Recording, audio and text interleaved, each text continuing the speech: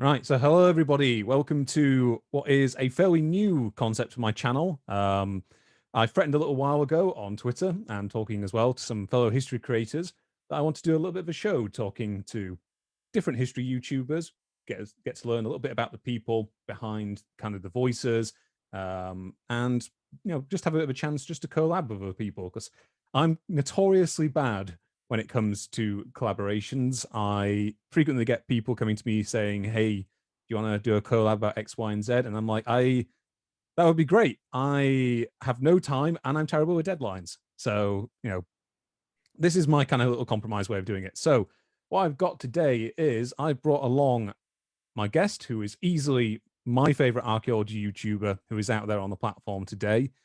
Over the last 3 or so years, he's been prolific at covering, putting out videos on his own eponymous channel, Stefan Milo, covering all aspects of ancient archaeology and early human cultures. And in addition to this, in addition to covering like specific cultures such as the Indus Valley Civilization, examining like early carved figures from human history, and making self-described Roman clickbait, he's established what's becoming an increasing monopoly on videos examining early species of humans and their recent ancestors, to the point where now I think it's getting pretty difficult to find a hominid that he hasn't covered to some degree. I'm going to run out at some point. Yes, exactly. On top of all of this, he's soon to be a published children's author. So we'll talk a little bit about that. And he probably is grappling with the reality that he is now perilously close to having a real job. Ladies and gentlemen, it's Stefan Milosavljevic. Hello, hello. Hello, How's Stefan. it going? It's going well. It's going really well at the moment. So let's get straight on into it. So I've asked you here today to just ask you a few questions about what led to your current channel and your passion for archaeology, and maybe get to know the man a little bit more behind the spoon, so to speak. So I'm going to launch straight into my set of questions I have here. We're going to start out, folks, by talking just generally a few questions directed towards Stefan. And then we've got a little bit more time for it. We'll also go into what I kind of advertised a little bit for this as well. We'll go into a bit of steppe archaeology, which is a topic that I've been kind of interested in for a little while recently, but it looks like I'm nowhere near going to have a chance to make a video on it anytime soon. So I thought, let's just have a chat with another creator about it. So, Stefan. I have some plans in that regard too, actually. Oh, yes. That would be really cool to see.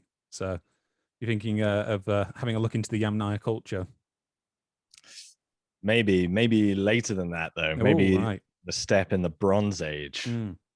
But we can later get to Bronze that. Age, yeah. Yeah, definitely.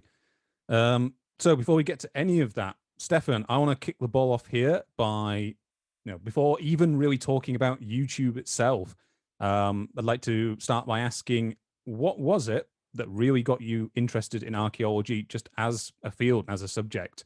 I mean, I know you did an archaeology degree previously, but growing up before that, was there one thing in particular that led you to this field?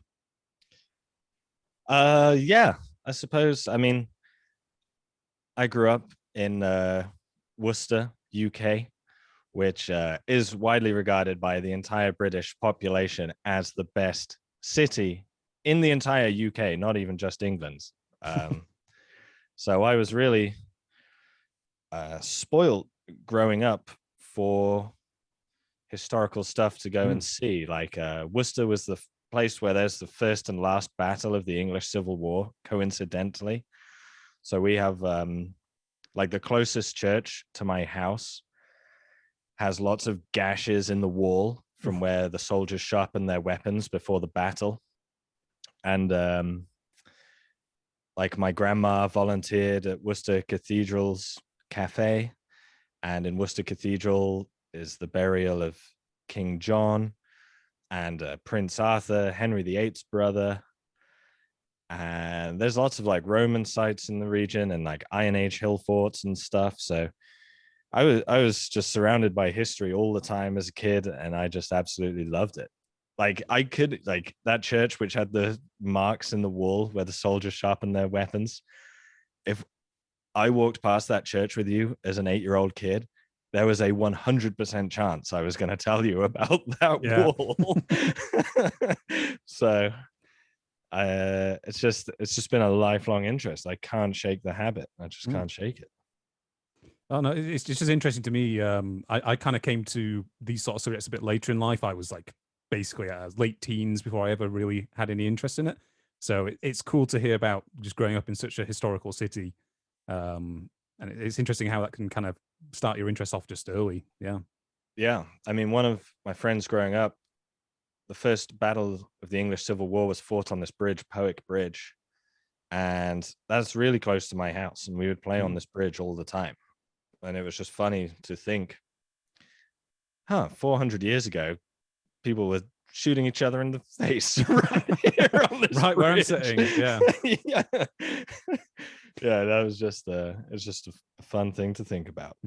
I don't know about you. I always find it when you go to one of those locations where it's like, oh, there was a battle that took place here or some big event. I actually really struggle to visualize like it going on in like the real place. I always find a little bit of a disconnect there, but it certainly is cool to have that feeling. Yeah, it is. Yeah, it is funny. It is. It's hard to appreciate that fact sometimes. But that's why archaeology is so cool, because you get to interact with the past in a really like physical way. Yeah. It's not just sort of tearing apart like a historian's ideas or something like that, which is great. I do love history as well. I honestly just picked archaeology over history because I did the Duke of Edinburgh Award when I was in sixth form college. That's when you're, for non-UK viewers, that's when you're like 16 to 18, the school you go to. And Duke of Edinburgh is just a like a sort of like outdoors education thing. And me and my friends always just love camping, drinking beers, doing illegal stuff. And I thought, man, I could combine my love of this and history if I did archaeology. So that was really how I fell into it. Yeah. That's it's a great way to combine the two. So I made the what may have been the biggest miscalculation of my life. I chose geography over history at GCSE, which was, I realized very quickly, was a bit mistake, but I was stuck with it. So I've been trying to compensate for that ever since. But yeah, there is a part of everyone that loves history that also loves geography, though. Like, I think if I didn't have a history channel, I would be talking about geography. Yeah, there's something, I don't know what it is, but those two interests often go hand in hand. Oh yeah, definitely. If you're looking at the history of specific countries and stuff like that, you're like, well, in order to appreciate the history of Burkina Faso, I have to actually know where it is on a map, like to some extent, like to make it make sense compared with like its neighbors and all that stuff. So I'd say, I'm obsessed with knowing like what country is where on a map. Yeah, I absolutely value that. That's me as well. Okay, so I'm gonna bump us on to the next question then. So I thought I'd throw this one in particular. Moving on to kind of university years, there's been quite a few recent developments regarding the archaeology department at the place I believe you went to university at, which was Sheffield University. Yeah. For anyone who's not familiar with the situation, basically, best my understanding, the university upper management has decided, the executive has decided to basically close any undergraduate teaching at the department, and in the process, basically make a whole lot of people redundant. And it's a very worrying development because it wasn't a case of, this was a struggling department that was losing lots of money and stuff for the university. To the best of my knowledge, this particular department was matching all of the goals that the university was setting out for them. And apparently that wasn't good enough, and they decided to shutter it. So Stefan, I was going to ask you to really speak about kind of what was your experience like going to Sheffield to do archaeology, and would you recommend doing an archaeology degree in this day and age in light of kind of uncertainty around some departments in the UK at least? I've had mixed feelings about it, to be honest. Like, I genuinely loved doing the degree. I thought it was really interesting. And I had, when I went there, it was one of the largest departments in the country. So I had a lot of opportunities that students now won't have because they've just taken the sort of political decision to close the department, and even before that to restrict its funding, even though, it was, not losing any money. If I don't like to view education in those strictly economic terms, Yeah. but if you do view it in that way, then it wasn't losing money for the university, but still that's what they've decided to do. Stupidly, management of Sheffield University. Yeah. But It's I like- it's did like- honestly, You're playing by their own rules and you still can't seem to win. It's, as you say, No. it's very strange. Yeah. I think, but my views of my archaeology degree have sort of fluctuated over the years. When I graduated, I couldn't get a job in archaeology. It was 2010. It was sort of maybe not the middle of the last depression, but certainly still in the last economic downturn. And a lot of jobs in archaeology, if you're not working for a university or a museum, it's just with a private company that is doing archaeological surveys before construction work. And those jobs were basically few and far between when I graduated. And certainly none of the ones that I applied for, I even heard back from. And I had been on a lot of digs as an undergraduate. Like, I went digging every year. So I was okay at that. I had a lot of experience at that, but I still found myself working in Domino's Pizza as my degree came to an end. And I looked at people who had done things like science or law or medicine, who were leaving university just with their job almost guaranteed and reasonably well paid and all of that. And I felt like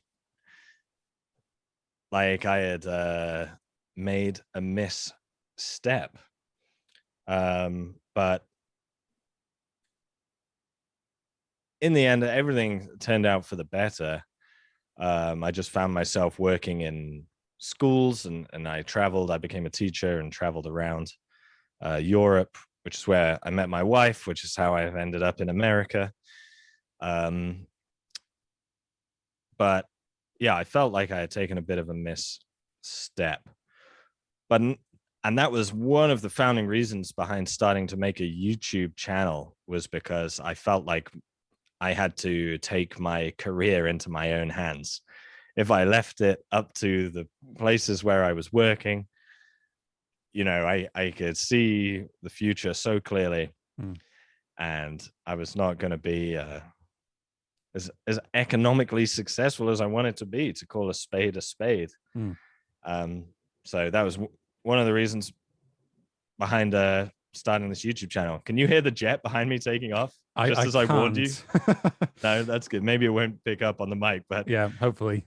There's like an F-15, 16, whatever you want to call them, I don't know, taking off right behind me. Yeah, I can hear a little bit of it now. Yeah, that's fair enough. Not to worry. As I was saying to Stefan before we started this, we both unfortunately live in very noisy environments for YouTubers. So we'll do our best to have an intelligible conversation. Let's put it that way. Yeah. Is the microphone picking it up? Can you hear it? I can hear it a little bit when you're talking. Yeah, I can. But when you're not talking, it's relatively quiet. But oh well, not to worry. So yeah, I just wanted to say, obviously I had a bit of a similar road to you. I kind of had that flip side of the coin to what you were saying, which was, in 2010, I also was finishing my undergraduate degree, but I did choose science. And the result of that was, as you say, I strolled basically into I did a master's and I strolled into a PhD program.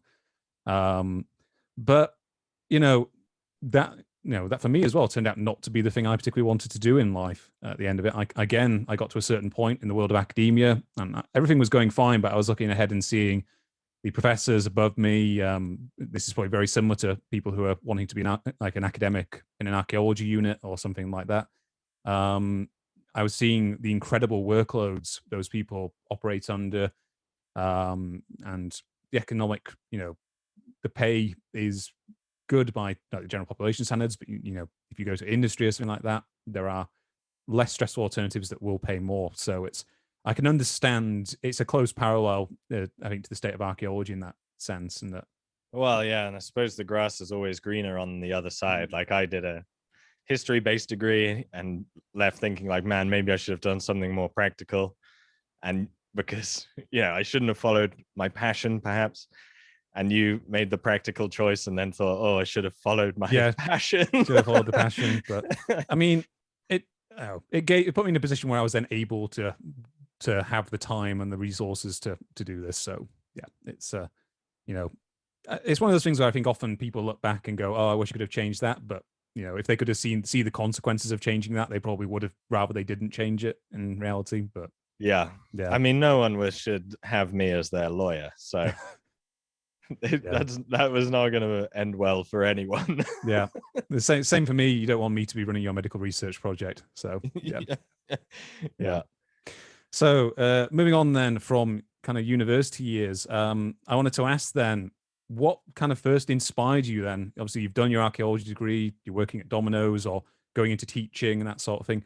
What really inspired you then to give this whole YouTube malarkey a go? Was it a case of watching other people doing things and thinking, oh, I could do the same thing? Or I've heard a couple of other creators be like, I did it because I was annoyed at the state of archaeology and history YouTube. So I was just wondering where the idea came from. Well, I had been tinkering around with YouTube for a couple of years. When I was living in Serbia in Belgrade, I thought, man, people in the West, they have kind of a negative view of Serbia because of the breakup of Yugoslavia and all of that, which was a terrible thing. I'm not going to, argue against that. But, day-to-day life in Serbia is great. It's, the people are friendly, the food is great, the culture is great. There's a lot going on over there. And I thought maybe I could start a YouTube channel where I shared some of that. And I only ever made 2 videos, both terrible, both still on YouTube because I lost the password for that account. So they're just going to be there forever unless I copy strike myself. And so that was like my first foray into making a video. I'd literally never made a video in my whole life before then. This was in sort of 2012. And then I came back to England just because it is harder to make a living in Eastern Europe. So I thought I'd come back to England for a bit, worked at a boarding school, and I showed them the videos, terrible videos I had made, and they made me like head of the film club for the school. And so me and the kids made these films, which are also terrible, also still on the internet, but absolutely hilarious. Because none of us can act or just knew anything about making a film. And so I had these experiences with YouTube, and then I met my wife, moved to America. And that was right at a time when Casey Neistat was kicking off. And that guy just had a passion for making videos, had an energy to get stuff done. And I loved it. So I was like, I'm going to make a YouTube channel. I'm going to try and be successful at business, because I knew living here in America, I couldn't visit my family super often if I was stuck at a job. So that's always been my goal. My goal really has been very economically focused. I'm not ashamed to admit that in any way. I created a YouTube channel to make money and to give me freedom in my life. But I thought another route to freedom was to start a business. And so I filmed my attempts at this, and they're terrible. I'm not a businessman. These are absolutely terrible ideas. Like, I spent all my money on chili pepper seeds and I grew hundreds of them. And then I left for the weekend and they all died. And I was like, terrible ideas. But that one idea that made money was me standing in front of a camera talking. And so eventually I just came around to the idea of, why don't I talk about what I'm interested in? Maybe that's where the money is. Yeah, I mean, people always like to watch people talk about things they're passionate about, and thankfully things like archaeology, history, it's a much bigger group of people who are interested in it than people probably would think just from talking to people on the street. So Yeah, I think so. Everyone's interested in their history, their culture, or the wider world. Yeah. And I did notice, that I started talking about history, but I quickly noticed there weren't really people making videos on prehistory. Yeah. It seemed like a huge gap. There's a lot of historians making videos. There weren't any people with an archaeology degree making videos. And I just so happened to love prehistory. That is my favorite time period. So it just gradually morphed into that. Fair enough. Fair enough. Yeah, that kind of answers one of my future questions. But so one thing I did do in preparation for this little chat, Stefan, was I went back and I watched the very earliest videos that are on the Stefan Milo channel. And yeah, if your attitude is the same as mine towards your early videos, you'd probably preferred I didn't do that. I mean, I don't mind if someone else watches them, but I, for the love of God, can't watch them. I'm the same with basically anything I produced older than 6 months. I'm like, what is this garbage? Like, his audio's all over the place. I can barely even watch my last video, to be honest. Yeah. Like, I'm one of those people. It's like a cliche. Like the artist was like, "Don't compliment me. Don't look at my work." Like I'm like that, Yeah, I've had that problem. I've had to learn. I've had a couple of people come to me and be like, "Oh, I really enjoyed X video you made," and I've had to learn to take the compliment graciously and just be like, "Oh, cool. I'm glad you enjoyed it," rather than like, "No, that video's terrible. How dare you enjoy it?" Yeah. It's is one of those little things. Like most of the people I know who do like YouTube in this style, they are perfectionists at the end of the day. So yeah, well, we know all the like right now I've just got this 7-minute stretch of video and I don't know what images to put alongside it. And we know that there are like a lot of compromises in every decision that we make, because a lot of us come at this as amateurs. Like there are a few of us that come at this from a filmmaking background, and so on the one hand, like in our day and age, we're very used to consuming really well-made media. We have a very clear idea of what a good documentary is and a good film is, and then when you try and make it, it falls so far short of that image in your head that you can't bear it. But then someone else just doesn't approach it with that same mindset. But and one thing I think I've learned over time is always the stakes on YouTube. As much as we in our heads might be thinking we're competing with, we're competing with X documentarian who had a crew of 25, 30 people and $300,000 or something to spend on it. What we're actually competing with is other people at home with the same means as us. So people on YouTube are like watching it. They don't have the same expectations, I think, as we do. It's true.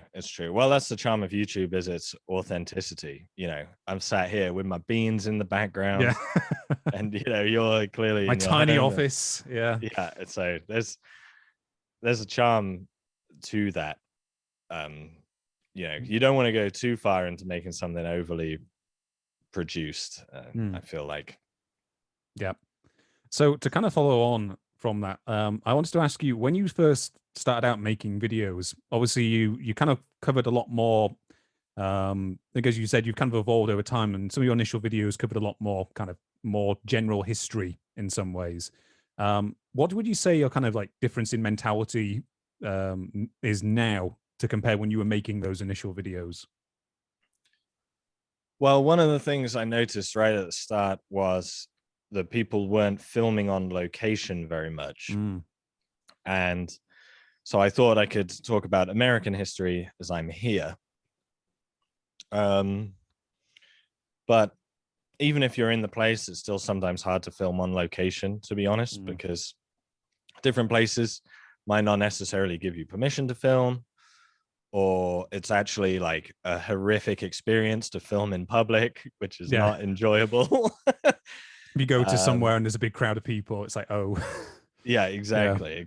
So so I did have that in mind, and then you start to just want to tell stories that aren't just physically next to you, or at least I did. And again, it's just one of those things when you start out, you just throw ideas at the wall, and you see what sticks in a way. There's no I feel like people sometimes worry that they have to get something right the first time. Yeah. And you really don't. You really absolutely don't. I think it's really important to just start and see what things you enjoy doing, and see what things people enjoy watching. And you just don't know that when you start out. Yeah, there is kind of a world of people out there who have the perfect plan for making a piece of content, but because they think it has to be perfect the first time, they never actually end up making it, because the plan always becomes more and more like, oh, if I only I get this slightly better piece of equipment, or oh, if only I do X, Y, and Z. Like, I know there's a lot of people who in their mind like, oh, I've got this idea for a book, but they never really get to it because they're kind of worried of destroying the perfect idea in their head. So yeah, I mean, at some point you've just got to do it. Like, I would love, there's so many things that I'm so critical about how I make videos, and even my appearance and stuff. When you start putting yourself on camera and you think, oh, I wish I didn't look that way, or I wish I had this piece of technology, or what have you. But I just try to have the attitude to not let that stuff hold me back. I look the way I look. I got the camera I've got. I'll upgrade it at some point, but this is the one I have at the minute, and so I'm not going to let that hold me back. I mean, there's kind of like a certain level of technology you get to in terms of cameras with YouTube anyway, where it's just like a luxury and it's nice to have. But if you're getting nice HD video, I think everyone's pretty much happy with that. Yeah, and like, I have an idea for a camera upgrade, but it would be like $4,000. And I know I would notice, and I would think like that's some slick looking footage. But do other people notice? I don't know. As long as you're not filming on a potato. Yeah. But honestly, even if you are filming on a potato, like, sometimes it's really, there's more to it than just technology. But technology is great. I do like a slick looking video, but there's more to it than that, for sure. Yeah, I mean, a good idea filmed on a phone camera is probably still results in a good YouTube video if the person knows what they're doing. As shown by like the rise of things like TikTok and stuff like that. But yeah. Right. So one thing I want to just quickly mention, we'll come back to, I think, kind of the technicalities of what it is to like make a YouTube video in your style, and just more generally what making a YouTube video involves. One thing I wanted to quickly mention was, when we all kind of start out on YouTube, there's inevitably like a period of time where we kind of languish in obscurity, of where you're like, you put out 2 or 3 videos, and you're back of your mind, you're hoping for overnight incredible success. And then it inevitably doesn't happen. And it takes a little while to start getting eyeballs on it. My actual question is, how long did it take from you putting up your initial videos to when you started to see like a serious uptick in the traffic, where you're like, oh, this is starting to pay off? I don't know. I don't know, to be honest. The first big success I had was probably like, Were Neanderthals the First Sailors? Which was a big collaboration, the first of those big collaborations that get organized by history channels. And that was the first video of mine to get views in the tens of thousands, for sure. But that resulted in a massive uptick of views on that video. Yeah. But you sort of have to be consistent, and it's the consistency that I've struggled with in finding a good idea, finding a big story to tell that really grabs the viewer, makes them want to click, and I've struggled with that because there's something like I find all sorts of boring history stuff really interesting. Yeah, same. Like, like I absolutely love pottery. Yeah. And all of this stuff, and that just probably will never realistically have a mass appeal. I don't know that there's a universe where Stefan Milo, pottery lover, has like a big successful channel. Yeah, I mean, I know what you mean when it comes in terms of like the consistency. I think it was Tom Scott did say quite a while back now. I remember hearing him when I was still like languishing in obscurity, saying, you know, he'd put out a couple of videos in his early career where he'd like gotten loads of views on it, but he'd not gotten any consistent views from it because he'd put out a video and then there'd be nothing for ages. So exactly, yeah, there's no reason to subscribe. Yeah. Now that doesn't mean, I think, for people watching that you should force yourself to churn out a video a week or something crazy like that. But I think you've got to consistently. Right now my goal, I've fluctuated with this all the time. My ideas have really fluctuated on this because on the one hand, you upload a video and the views on your channel go whoop, and the money in your account goes whoop, and so you start to think, oh, all I have to do is just do this more often. But what I feel like I've been thinking about this so much in the last couple of months, and I think I'm at a point where I think I'm just going to commit to making one video a month and just make sure it's a banger. Yeah. Be really strict with the ideas that I finally produce. Devote the time to telling a big story and big editing.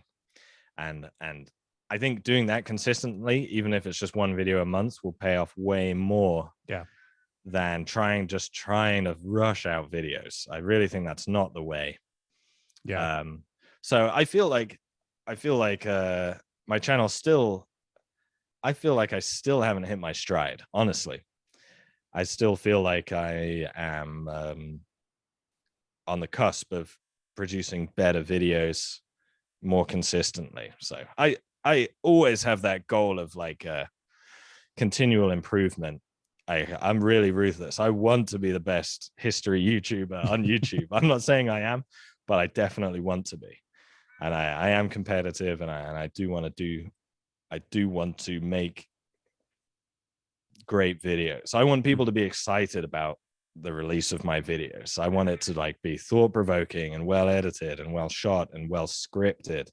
Yeah. Which is key. So to answer your question, I still feel like I haven't hit my stride. Yeah.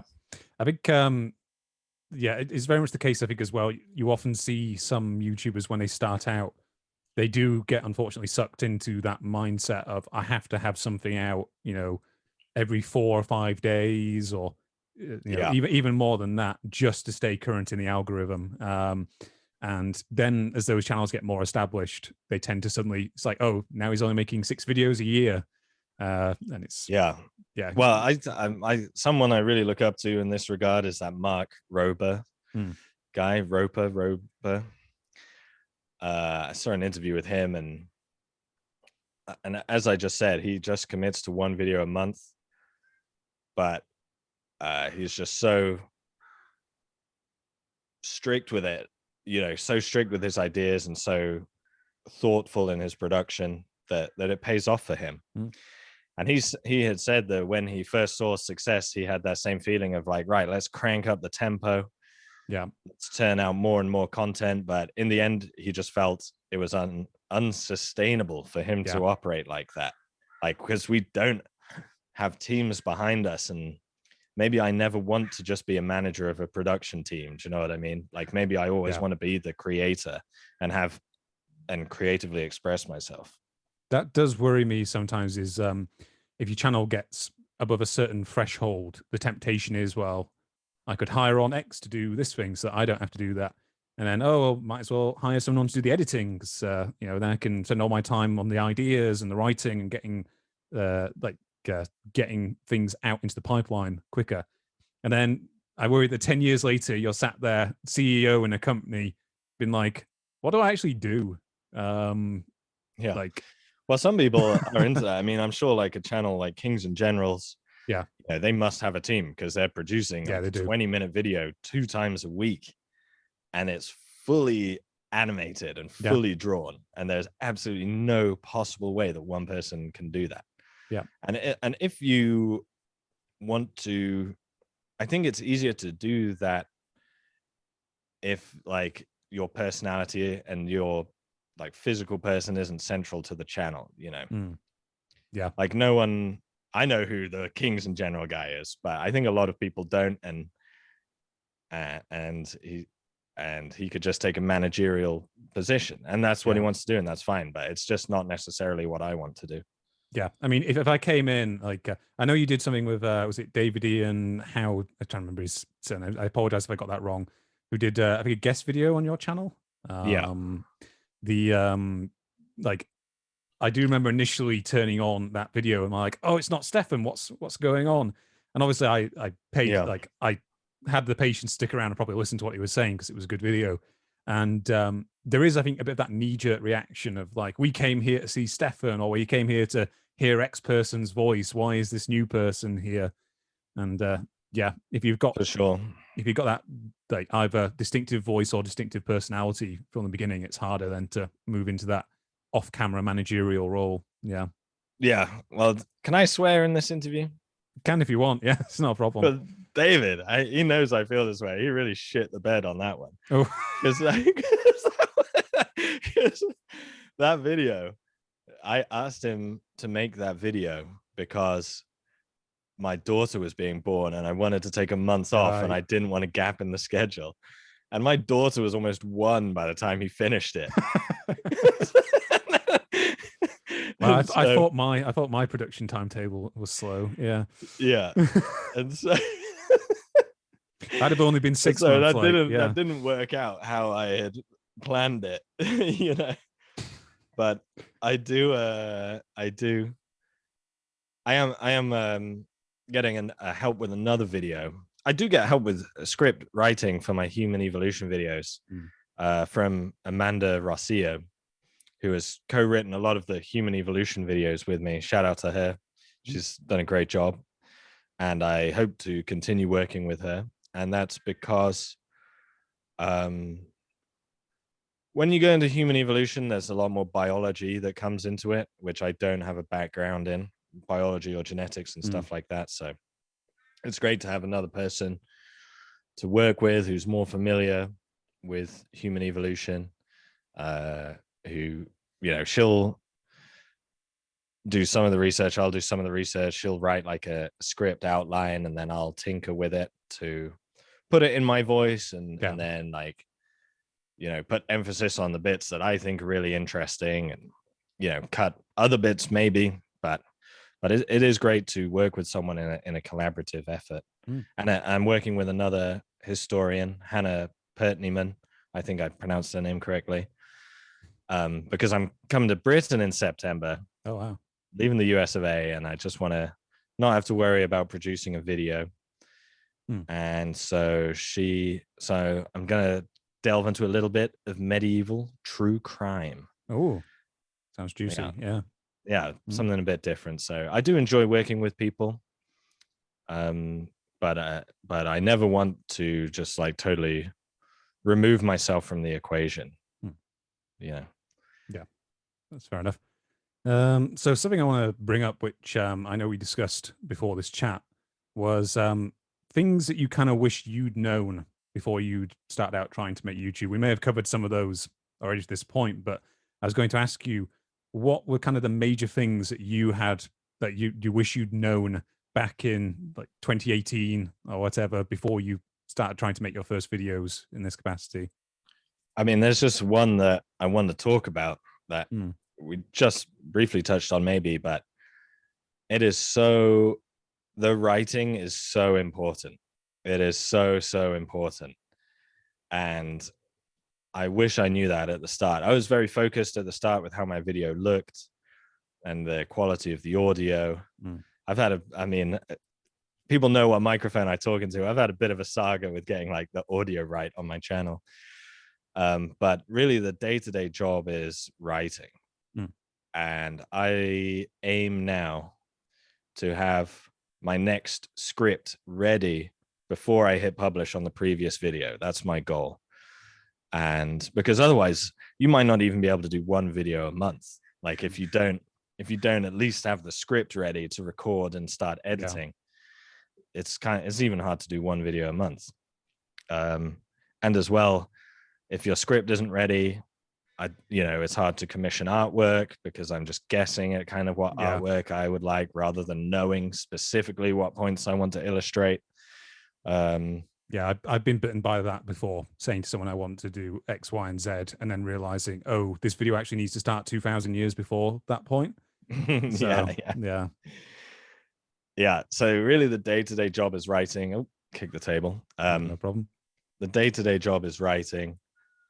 And I try to carve out at least an hour a day for writing the script of the next one. And I'm in a position now where I've done that.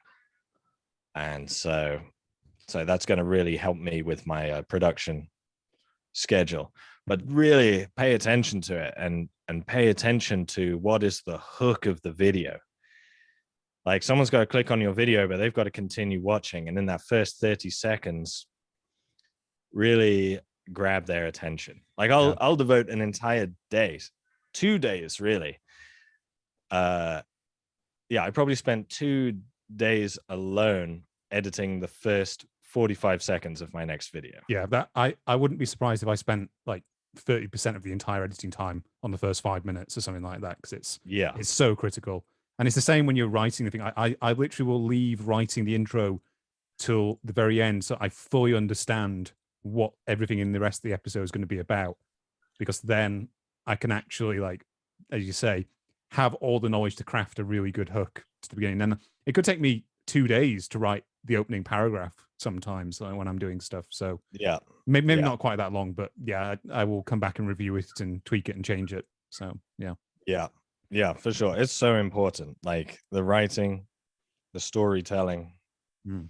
I mean, like for example, with my Homo erectus video, Amanda had done the majority of the research with that. And then, so I get this big script, and then I do a little bit of further research into the areas that I find interesting. And then, I realized that, like, wow, this is really like a lot of the things that Homo erectus was up to. They're really what we consider like key defining elements of humanity. Yeah. And so then that's when the idea for the video comes through, like I think the title was like Homo erectus, the first humans, and the introduction is all just about like hammering that point home, and people like them. People love my human evolution videos. So I think it works out. I think if I had to, I'm going to nominate one as well, which is on my end of things. I think I came in knowing that the writing had to be important, just because I'd had previous channel failures that failed because of poor writing.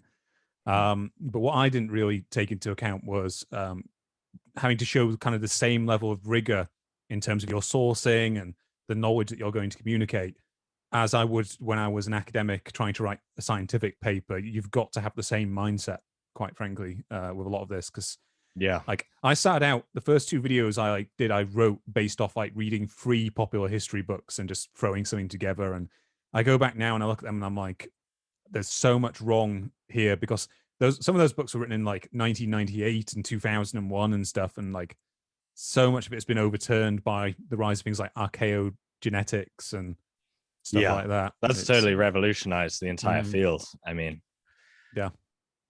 like there was a time before the 1950s when archaeology just didn't know how old anything was, because radiocarbon dating hadn't been invented. And so the whole field, like no one actually knew how old anything was.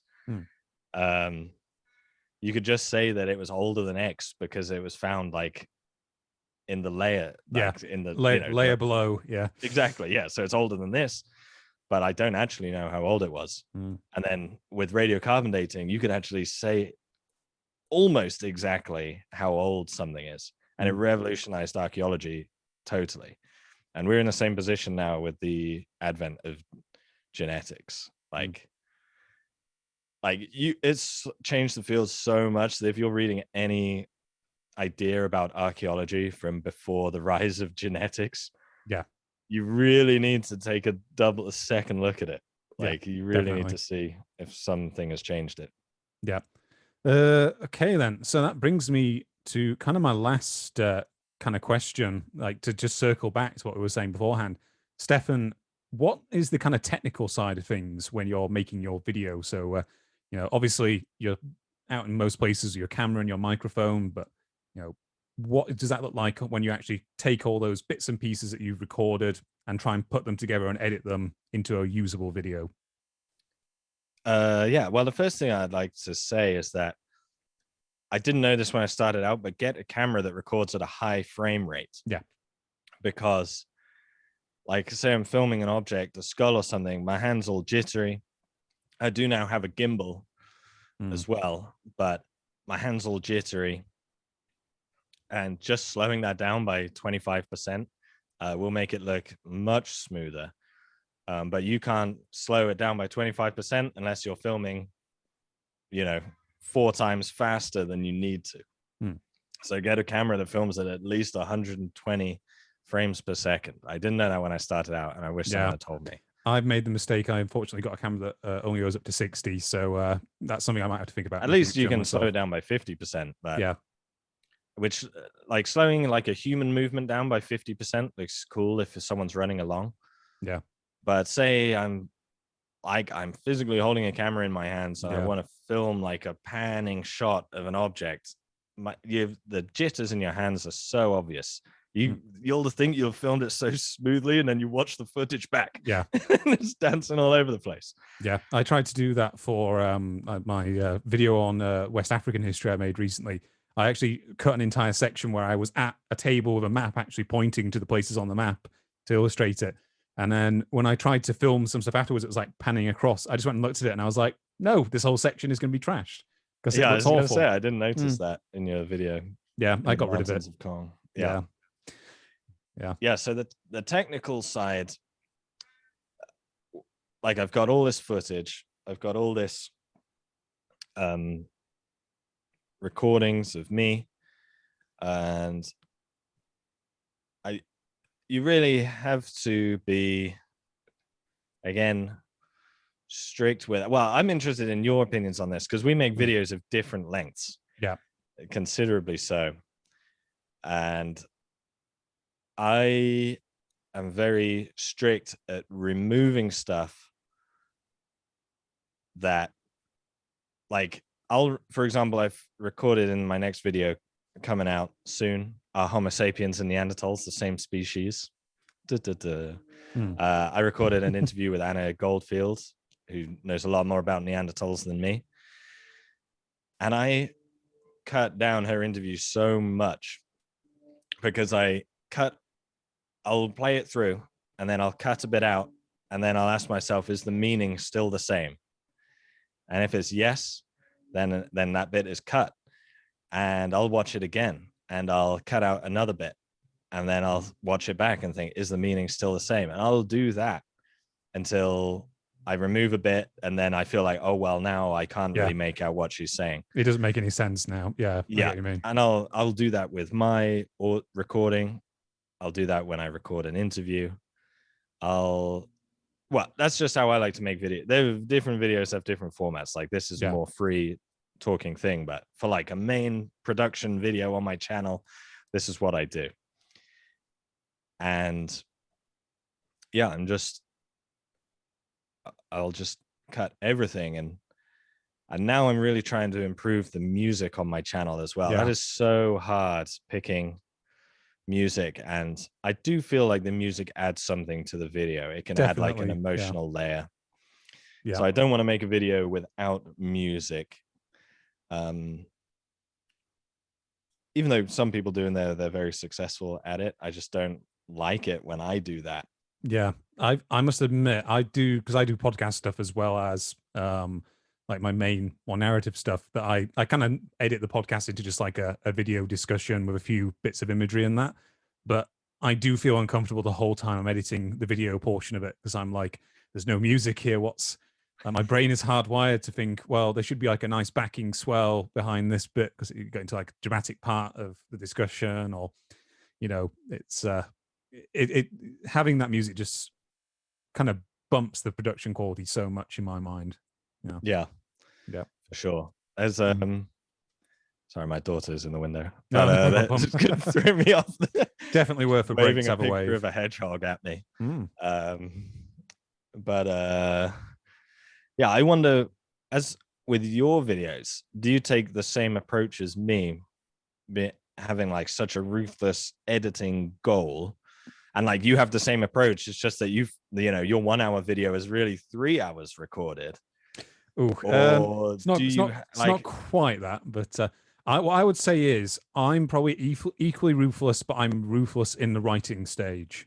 I have like a fixed, so like most of the videos I've done that are like multi-part series initially started as just one video, and they eventually balloon often to a point where I'm like, I don't feel I can get across the nuance of covering this whole subject without it being as long as the whole series ends up being.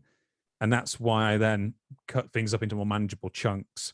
And that's the point where I'm like, okay, now that I have like the rough idea, I have like, here's 9,000 words. It's about an hour on pre-pottery Neolithic B or whatever.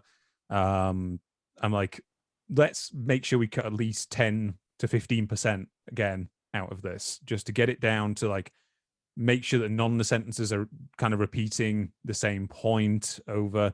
So I've noticed that's a bad habit of mine when I'm doing some of the writing. Yeah, make sure I hate it when I do that. Down to the bare minimum I need to tell the story in a compelling way. And some stuff is, I tend to go for a storytelling style. Sometimes you just have to just be like, there isn't that much of a story around this particular bit. Just give the basics of what you know and move on, and don't get hung up on trying to make it more dramatic and florid and all of that. Yeah, that's something I've learned over time, is like there's a difference between a good hook and being over dramatic to try and get people to watch what you're doing. So yeah, no, I hate that. I think that's another reason why people love YouTube, because, well, it's not so bad in Britain, but at least here in America, the TV is so stupidly dramatic all the time. Everything is high stakes, and it's ridiculous. Like it's so silly. Yeah, and I think that's another charm of YouTube, is that there isn't, well, depending on the type of videos you watch, but yeah, at least in history videos, there isn't that sensationalism typically. Yeah, I mean, I know what you mean. Like, it's like I could be watching Fast and the Furious, whatever, or I could be watching this 40-minute video of a guy just showing how he removed a beehive from his back garden and put it somewhere else. And I'm like, well, the last one sounds a little more chill, to be honest. So, well, at least with Fast and Furious, it's called Fast and Furious. What you're getting at here. But like, you'll turn on an American cooking show, and the drama is like cranked up to 15, like the dramatic music. Will they be ready in time? There's only 2 minutes remaining. Yeah. Chad souffle is bubbling over. We'll never live it down. And then disaster struck. I'm pretty sure he will. Yeah. It's like, so I certainly don't like that, but it's interesting that we both apply a ruthlessness to our videos, and yours are 3 times longer than mine. Yeah. And that's like part 1 of a multi-part series. Yeah, I think it's I tend to just choose more ambitious topics than I realize is the problem. I'll be like, oh, I want to do justice to, because I'm trying to tell the complexity of the archaeology a lot with my more archaeology based videos as well now. So it's like, I don't really want to, this may be misguided, but a part of me is like, I don't want an archaeologist to click on this and go, well, he's done a terrible job. There's all this nuance lost that, actually this, there wasn't just this one culture in this area. There was 5 different cultures, and they all had slightly different pottery styles. And I'm like, okay, maybe that's a little too much, but I want to at least get a sense of that level of nuance in there. So I will try and do justice, but not go on in too much depth that your average viewer is going to be bored out of his mind by the end of it. So, I mean, the algorithm likes your videos more than mine, man. No. So, I mean, I think it's I think it's just a case of the topic. I've just happened to choose more popular topics, and I think YouTube just loves to push really long videos as well. I've noticed. up to a certain point anyway. Like I've had a couple of videos that are shorter, do relatively well, but the ones which are the big money earners on my channel are very much the long form discussion, like an hour plus. So yeah. I see that. I wonder, a part of me wonders with my, now that I do think I'm going to try and just stick to one video a month, can I produce a longer video? But I don't want to make a video longer for the sake of it. It depends on what topic you're picking. Yeah. I mean, the one thing I can say is whenever I make a video on a topic, I am making, it's the exact length that I like aimed to make, because, you know, that's just how long I thought it took to tell the story. It's not a case of I'm ever trying to expand it out, because I think, oh, by 15 minutes longer, I can shove another mid-roll ad in here. Yeah. No, I don't think about it that way either. Like with my video about the Roman outpost, you know, it was short because what is there to say about it? This is the furthest point from Rome. Yeah, that we found a Roman garrison, and that's just that. What else do you want me to say? Yeah, exactly. So I've kind of run out of all the questions I kind of had now, Stefan. So the last thing I really wanted to do was just give you a chance to talk about another project which you kind of have been having on the go, and which now sounds like it's getting pretty close to actual release in, you know, another 6 months or so. In the publishing world, anyway, that's pretty close to release. So tell us a little bit about your children's book that is coming out, I believe, next. Did you say it was next January? Next January, yeah. God damn it. What's the title? I think it's I think the title. Let me just dub over the title over Stefan in post for that bit. Let me look it up. I want to make sure I say it correctly, because the title we went backwards and forwards about, because they wanted to call it Tales of Lost Civilizations, and I was like, that doesn't fly in this day and age, man. How am I, if I choose to talk about the Aztecs, how am I going to call it Lost? You know, people were going to feel a way about that. Yeah. You might be able to get away with that, you know, in the 70s, 80s, but in the world of ancient aliens and all these things, unfortunately, that sort of terminology takes on a different meaning these days. So yeah, exactly. Yeah, let me see. So the book title, which I know off the top of my head and didn't just look up, is Tales of Ancient Worlds. Yeah. And it's going to be published by Macmillan, and they approached me out the blue and just said they like the videos that I make. They thought I like a simple way, but still had an element of humor in them. And would I be interested in writing a children's book about ancient history? And my daughter was like 2-3 months old at the time when I got this email. So I was like, hells. Yeah. I was like, can I write Perfect in the timing. cover? Yeah. I was like, can I write in the cover that, you know, it's dedicated to my daughter? And they were like, yeah, sure, man. And at that point, they could have paid me like 3 peanuts and I'd have done it. Just because I just was an emotional new dad. And I was like, man, what a great gift to give to my daughter, who's right here, right now. All right. Yeah. So I just had a daughter, and they approached me asking if I wanted to write the book. So I was thrilled to say yeah, and I'm really happy with how it came out. But writing it was the hard thing about writing it was that they had already sold the book based on chapters that they had picked, and then they go to stores and say, we're writing a book, it's at least going to cover these points. You know, do you want to buy it? And so they had I can't remember off the top of my head how many topics we cover, but let's say they had picked 8 already that I had to talk about. And they were stuff like Tutankhamun, Stonehenge, Terracotta Army, big pieces of world archaeology. And the problem was that the geographic and time spread of the chapters that they had already picked was huge.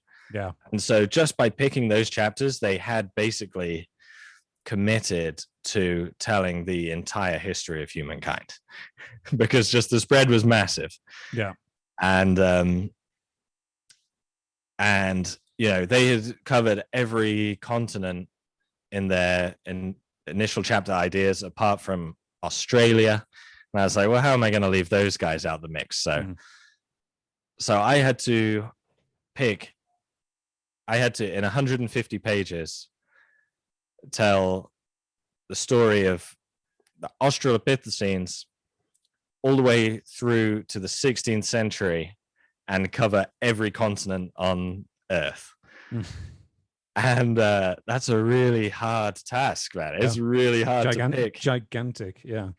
Especially with doing that sort of thing as well, where, you know, you've got a kind of something that's pitched at a children's audience, so it's going to be quite a simple way of wording things. You probably can't get too technical. So, and also it's a picture book as well, so you've got kind of limited space in order to fill up with text. So yeah, each page, well, they call like 2 pages a spread, and each one was roughly like 300 words that I had to describe the thing. And they really wanted to talk about the stories of some of the archaeologists as well. Like, you know, not just be a book about history, but how do we know that this is how history went down? And you do have to picture it simply, like, for, you know, when we're talking in the first chapters, when we're talking about human evolution, I think I phrased it in a way where it's like, you know, you look similar to your mum and dad, but I'm sure you don't look exactly like your mum and dad. Yeah. And over time, these differences, these tiny differences, add up until the animal looks totally different to how it did 3 million years ago. So you just have to try and find a way that a kid could understand this concept. You don't want to be introducing like, oh, it's because your DNA like got a random mutation at this point. Yeah, exactly. It turned out to code a protein that resulted in a physiological change that, you know, was advantageous to the animal, you know, exactly. Allowed it to reproduce more than others. But you have to explain that the age guide, the target demographic of the book is 8 to 10-year-olds. So that's who you have to explain some of these ideas to, and some ideas are very simple. But some, like evolution, require you to think about it in a different way. But I'm really happy with how it came out. I think we've got a great selection of stories covering every continent, and we talk about some of the more challenging issues in archaeology, like, you know, back in the day, a lot of sites, you know, in the 19th century, really, they weren't archaeologists, they were grave robbers. And they didn't give a toss about preservation of sites or anything like that.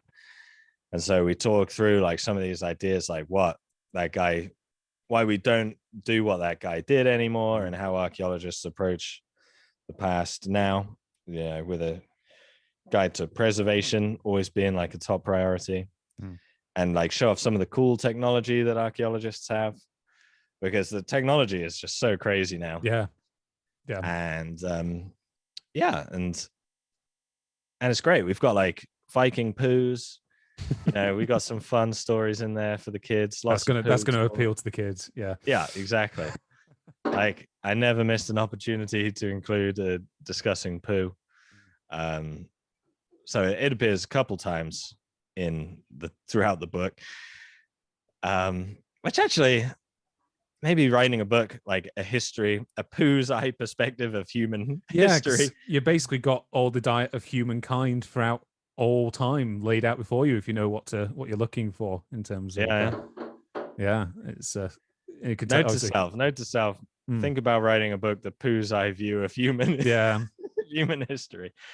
If someone can write an entire book about how ancient the handshake is, we can talk about how ancient the poo is as well. It's primordial, man. You could take the poo all the way back.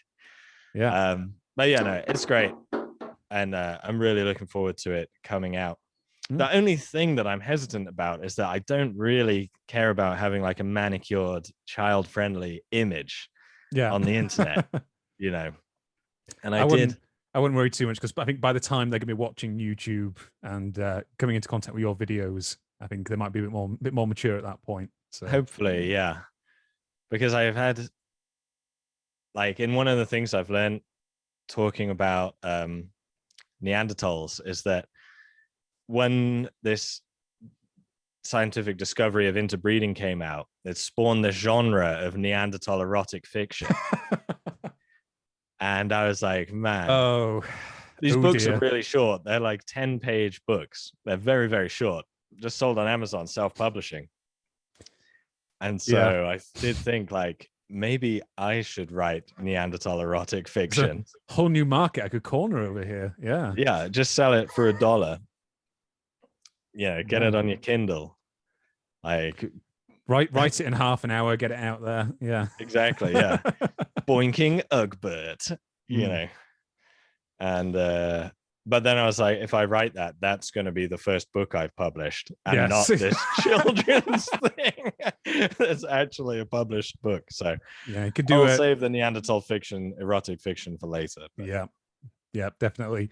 All right, Stefan, thank you then for having a bit of a chat then about kind of what your life as a YouTuber has been like. Everyone watch out for in stores in next January under Macmillan Publishing.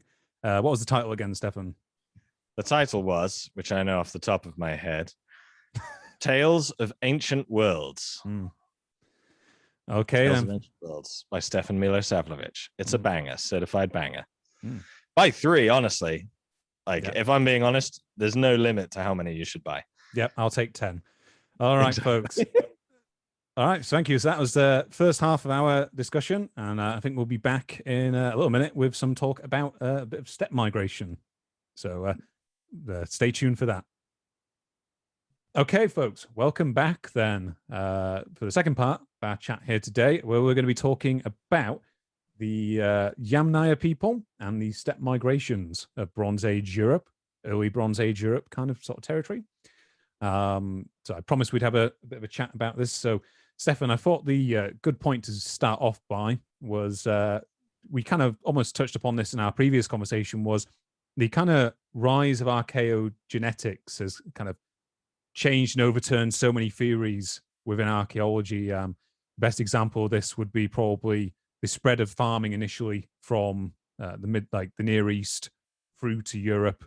And kind of from the 1960s onwards, there had been this big swing in opinion within archaeology, which was, big migrations of people, it was thought, don't generally explain a lot of the nuances of the archaeology, and the idea that there was large folk migrations out of particular areas kind of fell out of vogue amongst a lot of archaeologists, as far as I'm aware, in favor of kind of more cultural diffusion based models. Yeah, and this was very much the case and continued to be argued over long into the early 2000s sort of territory, when the rise of archaeogenetics kind of overturned kind of a few things that had been very much disputed fields up until that point.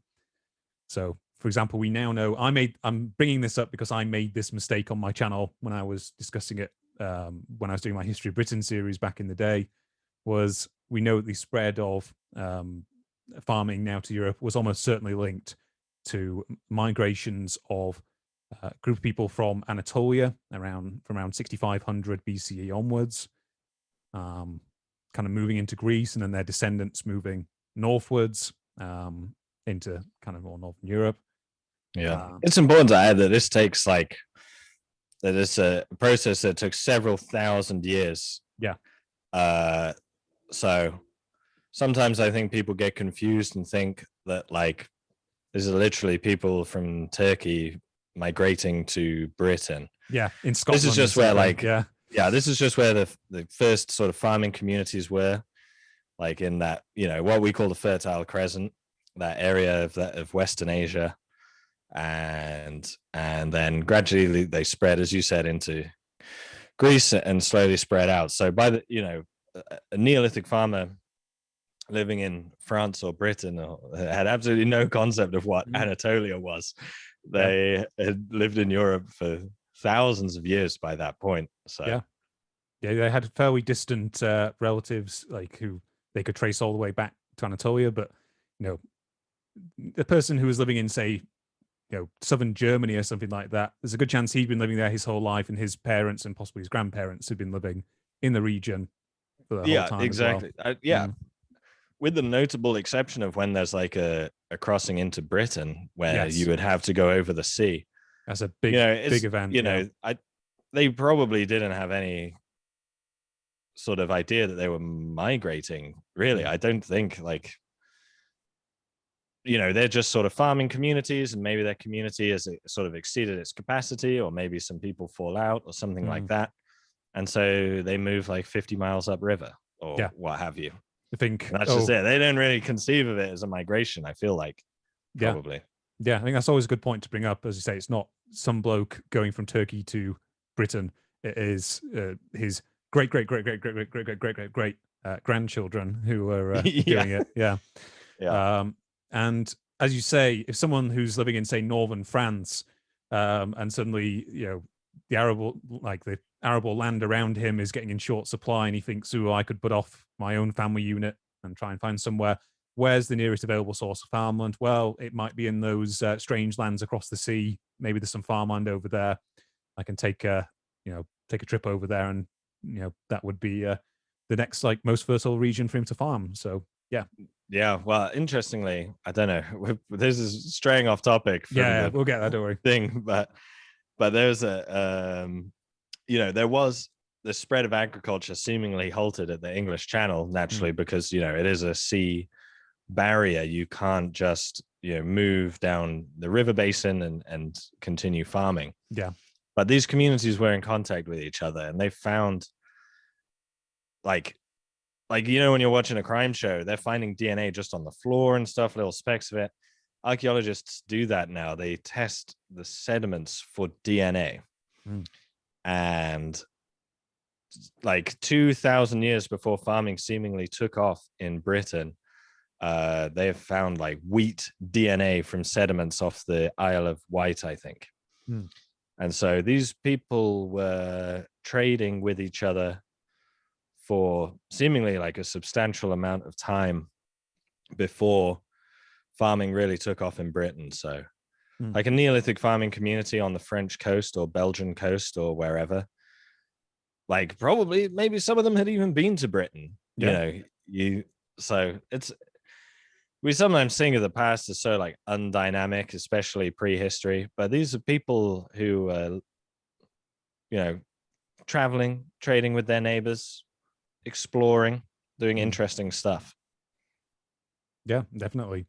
And that kind of level of dynamic kind of movement is something that very much is reflected with the later kind of steppe migrations, which was the kind of migrations across Europe had kind of completed them, not necessarily completed in the sense that no one was moving around, but the major wave of expansion kind of crested at the far end of Europe in the kind of the fifth and fourth, early fourth, late fifth millennium BCE, to the best of my knowledge, and kind of going off the top of my head on that one.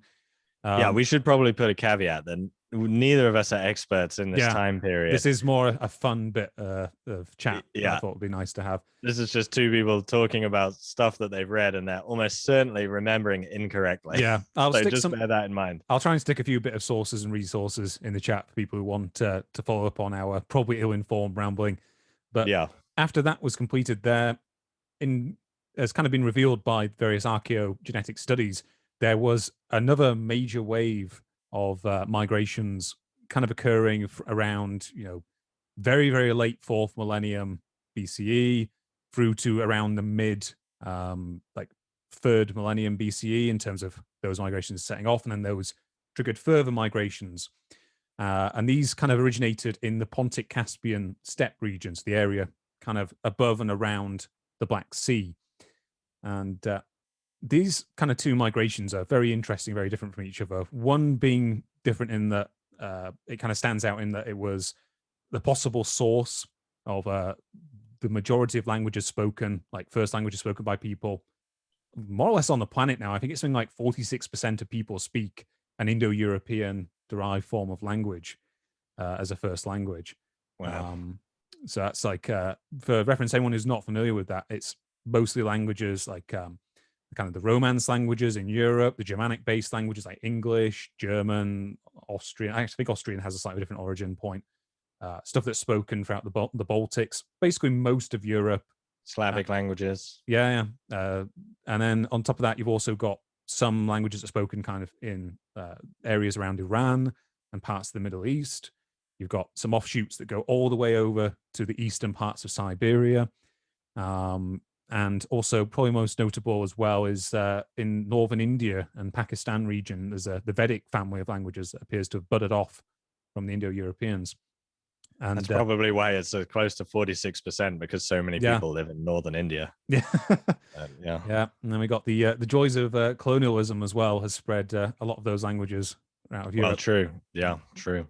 But it's now kind of thought that these migrations out of the kind of steppe region are probably the most serious contender as the origin point of like a proto-European, proto-Indo-European homeland, so to speak, in terms of this is where the mother language or mother languages that led to these later groups probably originated and were spoken by people. I would say I'm definitely nowhere near a linguist. So my knowledge of what I've read in terms of the archaeology comes, a lot of it will come from what's now becoming a slightly out of date source, but is David W. Anthony's The Horse, the Wheel and Language, which is a very good roundup up until at least the kind of late 2000s of the archaeology of the region. Unfortunately came out a few years right before the big changes in archaeogenetics happened. But otherwise it's kind of a masterful work in terms of the synthesis of the archaeology and the linguistics of the region. But yeah, so for the people who don't know, basically the archaeogenetics surrounding that region, it's been found there was a massive movement of people with what's called, I think, Western steppe herder ancestry across most of Europe during the early to mid Bronze Age. So you have an example of people moving into kind of like Germany and the Baltics, Scandinavia, and the corded ware cultures. And then that kind of grows into the Bell-Beaker culture of much of Western Europe. And there's a lot of kind of differences between how these individual movements occurred. So, for example, in kind of more western, southwestern parts of Europe, a much smaller portion of the genome of people living there now is derived from these sort of movements. So, in Spain, for example, the Iberian Peninsula, a lot of this movement may in fact have been cultural, because you see lots of things associated with the Yamnaya culture, the Pontic-Caspian steppe appearing around there. And the survival of a non-Indo-European language as well. Yes. In Basque. Yeah, exactly. So it's clear that, if there probably was a small form of migration going on to that region from what I remember and what I've read of the genetics. But it seems more likely there was a quite strong degree of cultural diffusion going on there as well. That's not the case so much in places like Northern Europe and kind of England, like Britain, the British Isles. I think there was a paper a few years back that came out in Nature that basically showed that something like 90% of the lineages of people from the kind of early Bronze Age onwards in Britain is just completely rewritten by this influx of immigration coming over. And you see lots of cultural changes associated with it as well, particularly in burial traditions, some of which, like some ritual practices from the era were kind of continued on and absorbed by this wave of this wave of new peoples coming in. But yes, I think Stonehenge was a site in the Neolithic period and also a significant site in the Bronze Age as well. Yeah. Interestingly. Yeah. So a lot of the rituals associated with the kind of Neolithic peoples of Britain were continued on in that form, for example, and were kind of adapted probably to fit in with the newcomers' ideas about how the universe worked in their particular ritual and burial traditions. So, as I say, probably the best candidate is for the actual original Proto-Indo-European homeland is this Yamnaya peoples area. So this is a very interesting area archaeologically, because obviously many areas up until this point of Europe have been influenced by the diffusion of the early European farmers up into this region. So a lot of different sites are marked by quite sedentary communities based around farming, and not a gigantic amount of movement in terms of where different societies were living. So you see this in like the Balkans and Bulgarian places where you get these like these big build up and accumulations of layers of settlements in those regions, just over time, as people built on and expanded the same settlements over centuries, basically. And the Yamnaya culture and the cultures of the kind of the steppe in that region are very different in terms of how they operated their lives, and the kind of farming or even lack of farming lifestyle which they had in that region. Am I right in thinking they were pastoralists? It seems more like herders than growing cereal crops. Really, like the cereal crop was so important to the Neolithic. Yeah, they of course had domesticated animals as well, but it seems like at least in this early Bronze Age, there's this influx of pastoralists who aren't really so concerned about wheat. Yeah, definitely. I think that's probably just an outgrowth of, well, partially it's a case of the environment you're in. So if you're on the Russian steppe, the Eurasian steppes region, you're characterized by long swathes of relatively flat land with large amounts of grass, almost like prairies that you would get in the Americas, for example. So, the resources you have available are generally a little more limited than you might have if you're living in a community in, central Germany or something like that, 4000 BCE sort of time. And really, there's kind of a couple of technological innovations associated with this time that they think made this lifestyle that the Yamnaya kind of herders adopted was really fed by kind of two things. So the first one potentially was, this is roughly the same period as the domestication of the horse. So one of the major candidates for the initial domestication of the horse is the Eurasian steppes region. So this would be kind of horses' ancestral. I actually made a point of looking this up, see if I could remember it. There is a specific type of wild horse still in that region. I think it's called Przewalski horses, that are still found in the region now. And it's quite likely that, the steppe regions were where these horses were initially domesticated in some fashion. And Stefan, what I until reading a little bit about this kind of thing, I never really appreciated just what a game changer having a horse would be, if you are, someone in the late Neolithic, early Bronze Age, what the agricultural possibilities that would bring would be. Yeah, I think it's hard for us to imagine a world without such easy transportation. I mean, even in that earlier spread of the Neolithic that we mentioned, the initial spread is all along riverbanks. And it takes a long time for the interior of Europe to fill in with farming communities. Because being away from a river basically meant your transport options were zero. You were either walking. I mean, you were walking. That was it. That was your option. You either walked or you didn't. You were walking. You had to bring your food and your water with you. So very limited. And so having animals, I mean, for a start, there was just a physical limit to how much I can carry compared to a horse or an oxen or something like that. And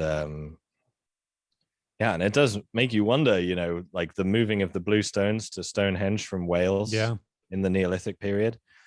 That must have been a hell of a job with the technology that they had available to them. That would have been really hard work. Yeah. Especially considering the gigantic amount of distance, and most of it, across it, I'm not that much of an aficionado in terms of how Stonehenge was erected. I'm not sure if it was a case of it was, the Blue Stone was kind of brought around the coast all the way around Britain, or if it was an overland drag, so to speak. Well, no one knows. I mean, that's I don't know if we'll ever be able to answer that unless we found one en route, found one that had been abandoned. Yeah. or sank at the bottom of the sea. I don't think we'll ever be able to answer this question unless we find something like that. But Yeah. that is one of the big debates. How did they do it? Mm. Because you couldn't do it just along a river. If you were going to move them, you would have had to have moved them at some point across the sea, which is a challenge compared to going down the river. Yeah. Yeah. On the other hand, dragging them across land is really hard too. There's trees, there's mountains, there's rivers. Exactly. It's hard no matter what, basically, in that period. So yeah. I mean, the other thing I also learned, I was doing a bit of reading, was, you know, if you have a horse, obviously you've got, you know, transport's far quicker. The amount that you can carry on a horse as well, if you can ride a horse, is vastly increased. What I didn't appreciate was how much easier it is to herd animals when you're on horseback, because, you know, if you've got a herd of sheep or goats or something, or cattle, and they decide they're off, they're leaving, like you got a stampede on your hands, essentially. It's not only much easier to keep up when you've got a horse, but, you know, the actual physical weight of the animals, able to interpose yourself and halt the other animals' kind of progress. Yeah, it's such a advantage. And one thing I've learned to appreciate about horses is, I found out like, if you were a Neolithic farmer in the middle of winter and you wanted to keep sheep stock over winter, you had to feed them on the fodder that you've gathered yourself and put aside, essentially, for it. Because if you leave a herd of sheep in a field full of snow, even if there's grass under the snow beneath them, they'll just stand there and starve to death rather than, you know, nose through the snow to get to the grass beneath.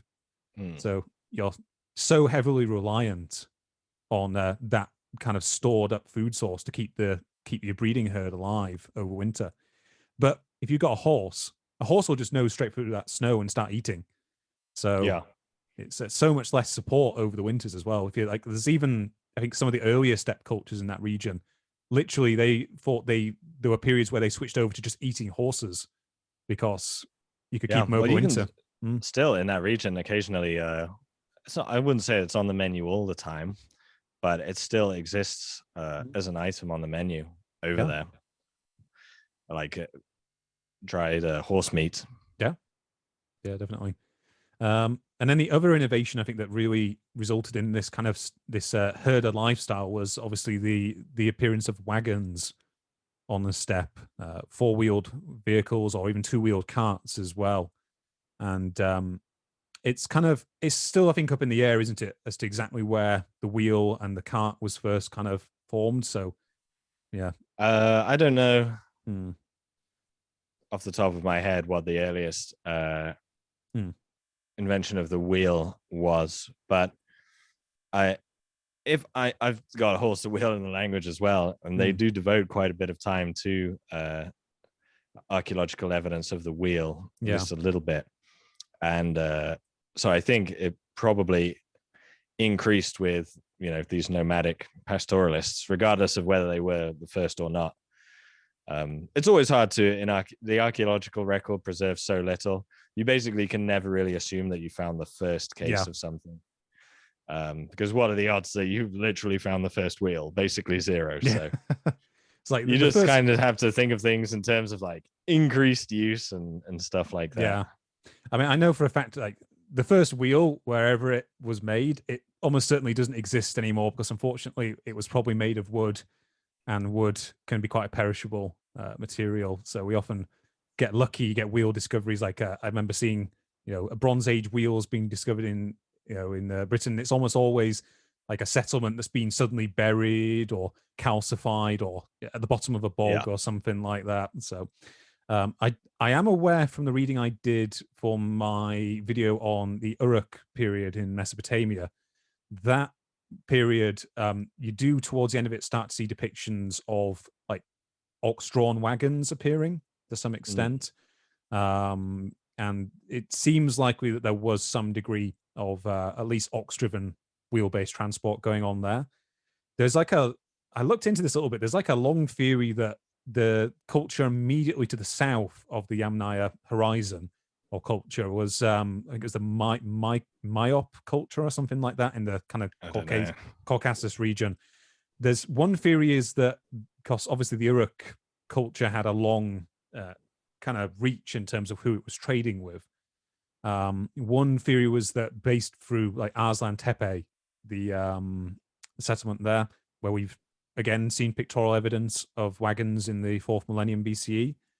One theory is there could have been a potential trade route that goes through kind of like around either side of the Caucasus and links up into the steppe region. So there is like a bit of a theory that that could have been a potential way that it was transferred from the kind of Mesopotamia region, but I'm not sure how certain that is as a theory. Yeah, I mean, there's always the possibility. Like the wheel is a great design, so there's always the possibility that multiple people can have the same idea. Oh yeah. Like I've been researching a lot about Polynesians recently for a video where I'm talking about whether they made it to the Americas. I'll just wait for this plane to so you can finish. The US Air Force clearly does not know who I am. Yeah. And has no concern for this video. But yeah, so one of the pieces that some people have argued is that this one group of Native Americans in California built plank canoes and Polynesians built plank canoes. And elsewhere in North America, people seem to have been building boats out of reeds and things like that. But, you know, at the end of the day, a plank canoe is just a good design. So can you really say that that is just, you know, the contact between Polynesians and Americans? It's not super solid evidence. Not to say that it's not evidence, but when you have something like that, it just always has to be confirmed with another piece of evidence, another line of reasoning. You can't rely on it. But if they both seemingly had wagons and then like other goods seemingly start appearing, then you could probably say, yeah, they had a trade route.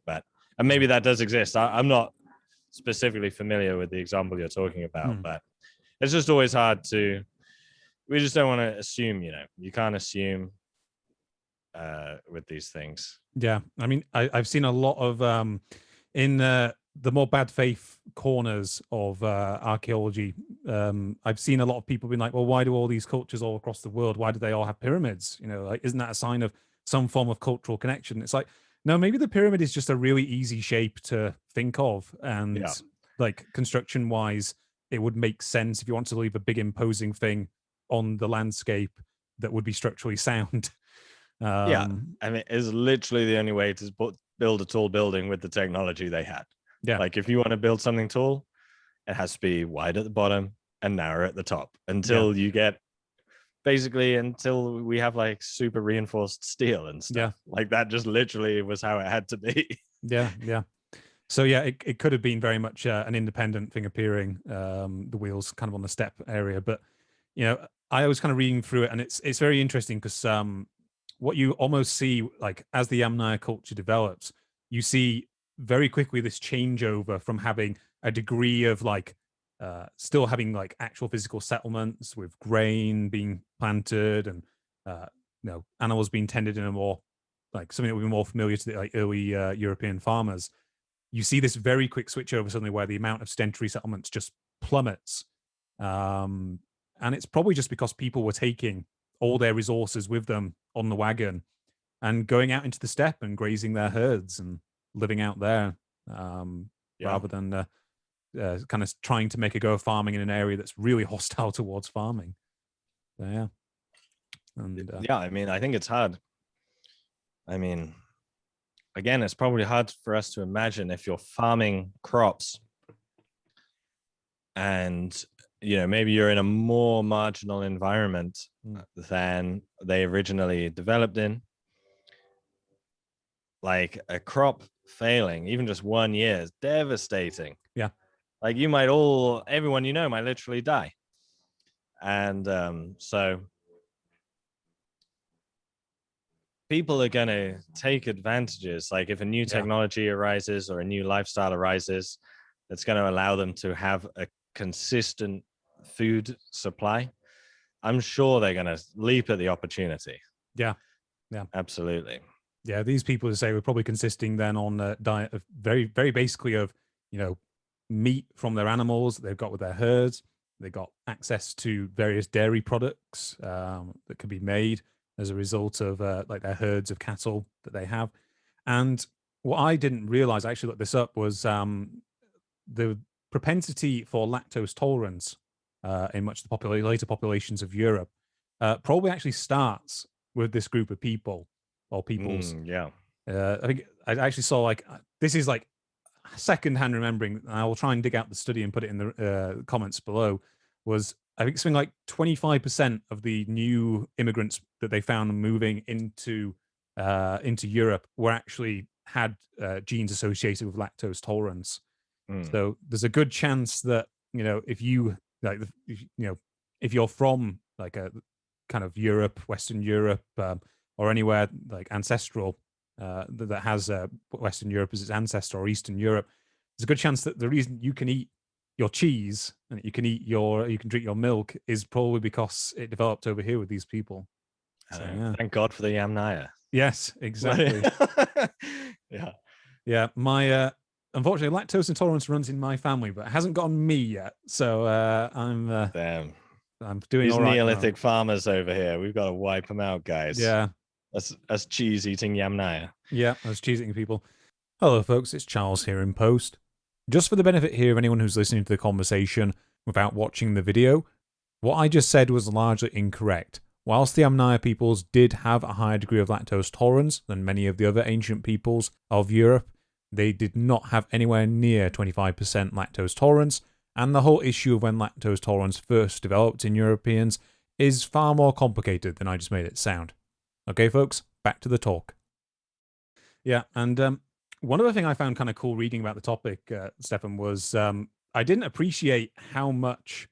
Obviously, you could argue like the earliest, like not the earliest trade goods are going to be things like tools between communities, special types of tools that either come from a place that's considered special or just have a unique level of utility, as seen in many Neolithic kind of trade routes throughout Europe. What I didn't appreciate was how much of a currency cattle are.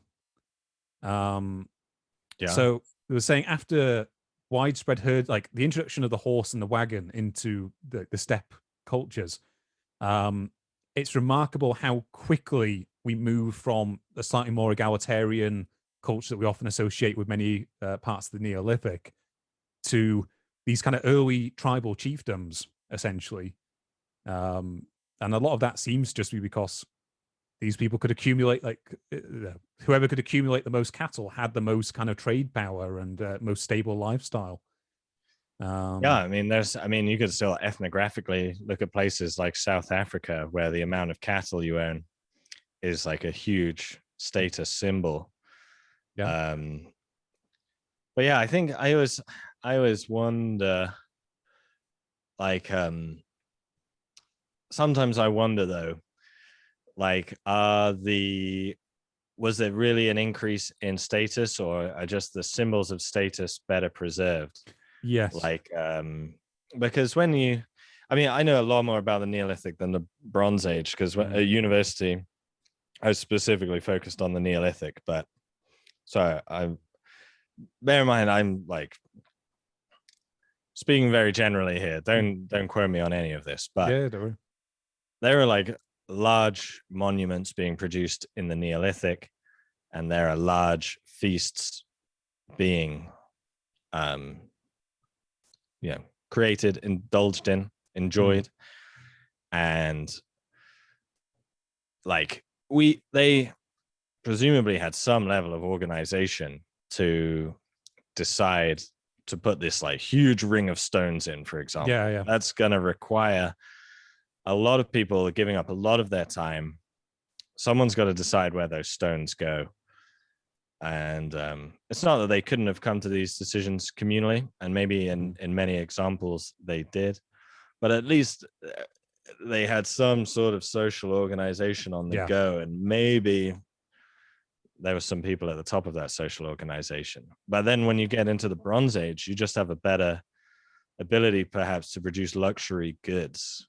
Yeah, and those luxury goods, obviously, if you're making something out of copper or you're making something out of bronze, they are obviously a little less perishable than something made out of flint, long term.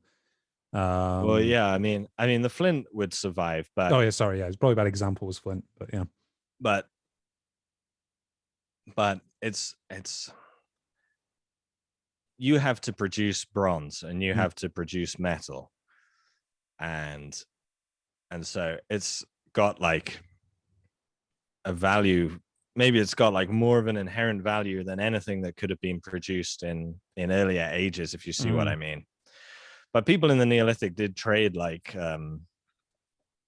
interesting rocks. There's no other way to say it. They're interesting rocks, obsidian, like and obsidian and volcanic rock and stuff like that. So they had prestige items, but you know, they're probably just harder to acquire. They're harder to mass produce. Like you could, in the time it took you to produce a Neolithic axe, you probably could have produced a lot more bronze axes. Maybe, I don't know. Maybe I'm straying into territory that I'm not comfortable with here, but I always wonder how egalitarian the past was, or if we just find if it's just hard to see the signs of status. Yeah, these symbols of power, because in a lot of Neolithic communities, you kind of have a more. This is me again, massively generalizing, but in a lot of cases, especially in like Britain and that in the Neolithic, you have a lot of signs of kind of communal style burials associated with the landscape. Obviously, like barrows and stuff like that. That's true. That is like a difference with the Yamnaya for sure. We get a lot more individual burials kind of going on in the Yamnaya, where kind of characterized by this like single pit burial inside a large earthen mound or kurgan that is a bit of a departure from a lot of the kind of more communal barrows that you might see in kind of Western Neolithic trends. Yeah, I think, and I think, again, to use the example of Stonehenge, it's just because I'm planning a video on Stonehenge. That's why this is my example all the time. Don't worry about it. But there's the initial use of it might have been connected with burial. I think they found like 60 cremations or something in the earlier levels of Stonehenge, and so it could have been a big like communal burial project. But then as the Bronze Age comes around, you start to see barrows pop up all around it that are just containing one guy or something. Yeah, that's probably the possibly the legacy of that actual migration. Those people bringing that tradition into more of Western Europe. Yeah, definitely. And then obviously, like basic things like the Yamnaya propensity to be buried with bronze items, occasionally of status. And what you call it, and often with a pot included in the burial, which then you come, 1,500 years, not 1,500, about 600, 700 years later, you're starting to see the bell beaker kind of culture starting to emerge in Western Europe, and a lot of the same burial kind of patterns happening, where you've got often like individual burials, predominantly male, and basically often like a simple set of copper like items or knives or even early bronzes of some type, and a beaker. So yeah, it's interesting to see the kind of progression there. Yeah. So are we gonna bring up how this population replacement went down, because that is a controversial issue? Yes. So I, to some extent in my science stuff, I did tamper with genetics a little bit. In terms of like my knowledge of it. So I know a little bit about this stuff, but I'm basically saying is, if you asked to go off the street and you asked me, I'd probably give you a better answer. If you asked an actual person who did genetics at university, they'd have a way better answer than I'm about to give.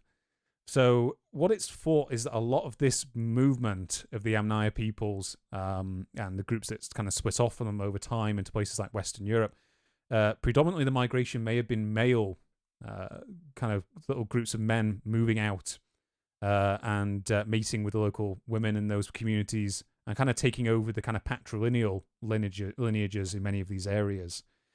And that's proven to be quite controversial in terms of the actual genetics stuff.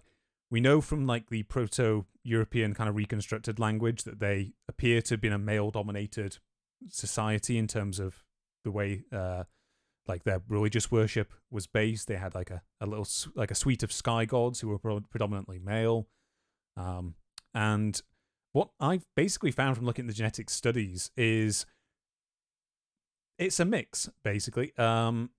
So what you see in actual Western Europe associated with this event, you see in the early Bronze Age the appearance of a male haplogroup. So this is basically the Y chromosome that every man carries from his father. All over Europe, it suddenly changes from like Neolithic era haplogroups. It swaps over to being a combination of the R1b and the R1a haplogroups. And those, on the surface level, are thought to be associated with this expansion of the steppe migration going across Europe. It's also been found that the autosomal DNA, which is basically the DNA that you kind of get 50-50 from your mother and father, that makes up all of your chromosomes except for the two sex chromosomes you get of X and Y for men or X and X for female. It's found that there's also the steppe herder mark in autosomal DNA. And then finally, there's mitochondrial DNA, which is the stuff which you get from your mother that's inside your mitochondria, inside your cells. And there's been a bit of dispute, basically, from reading various studies and responses that have been made to those studies. My general consensus was the autosomal data is pretty clear in terms of steppe heritage. I don't think there's been a study that comes out and really argues against it. The preponderance of the male Y chromosome data has been argued about quite significantly. So we know that all Yamnaya people, like males that have been assessed up until at least like 2018, they had like R1b was their haplogroup, which is seen in a lot of places like Britain and stuff like that today. The problem is none of those individuals, to the best of my knowledge, have shown group R1a, which shows up a whole bunch in the corded ware cultures, which are supposed to be the first movement of the Yamnaya westwards. And in fact, there's been a genetic study in recent years that I think has actually argued that the type of R1b that the Yamnaya people have is very subtly different from the type of R1b that the Western European people have. So it's a bit of a minefield, that one, it turned out. I didn't realize it was that complicated. Yeah. I mean, it is complicated for sure. I don't know exactly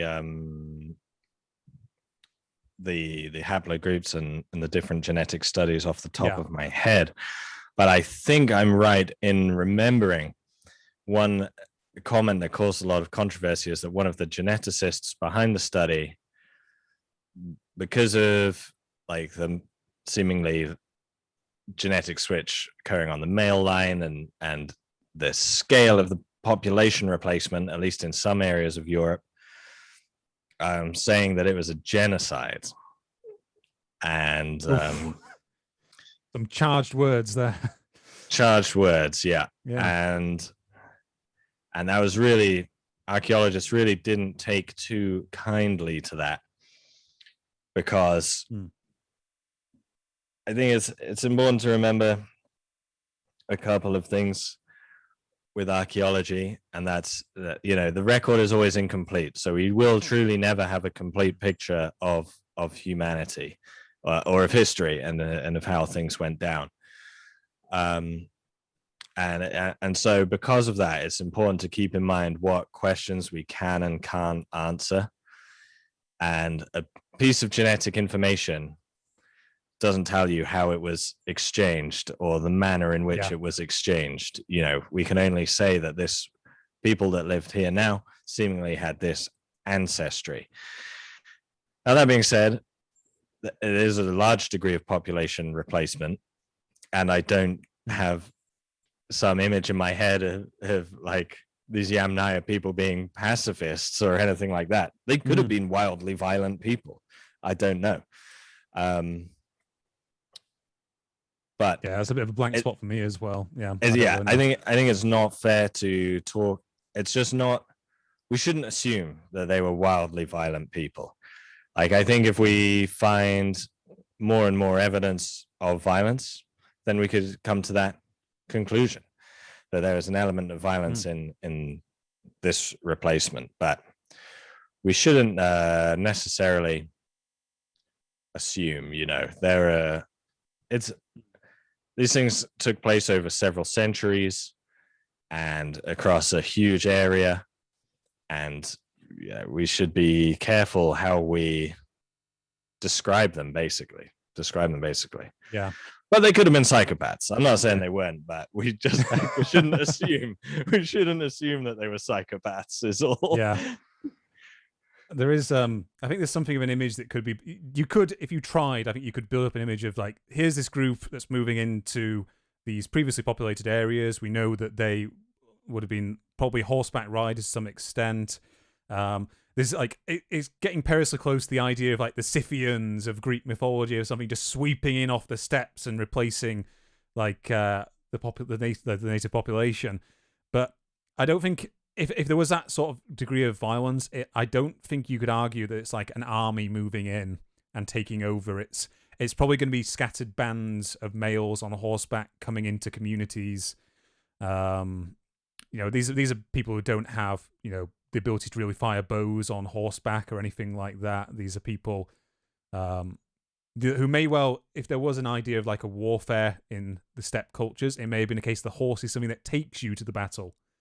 But you don't even know if the horse was actually used in any violence between communities. So, like the horse would certainly be useful if you're on a cattle raid, for example. You want to herd out, like you want to run over and pinch your neighbor's cattle.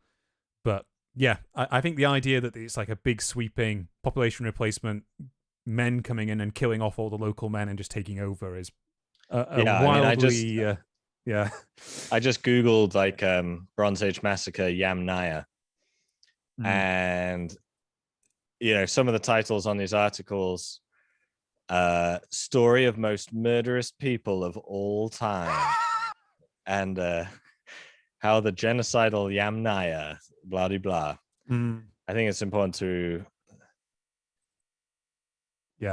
like we have to judge each case, each archaeological site on its own merits.